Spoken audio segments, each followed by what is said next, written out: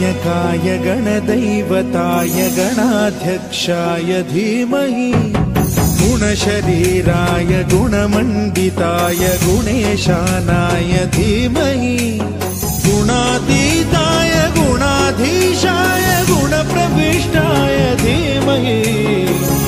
एकदन्ताय वक्रतुण्डाय गौरीतनयाय धीमहि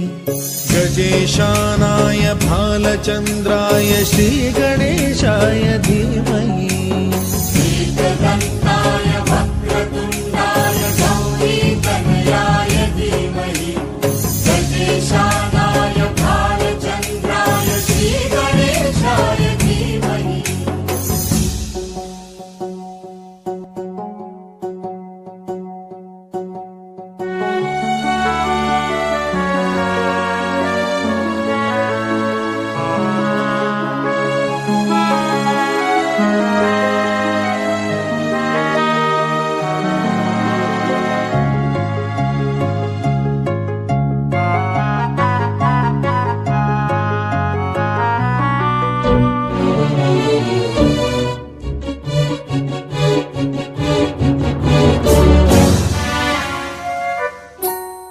गानचतुराय गानप्राणाय गानान्तरात्मने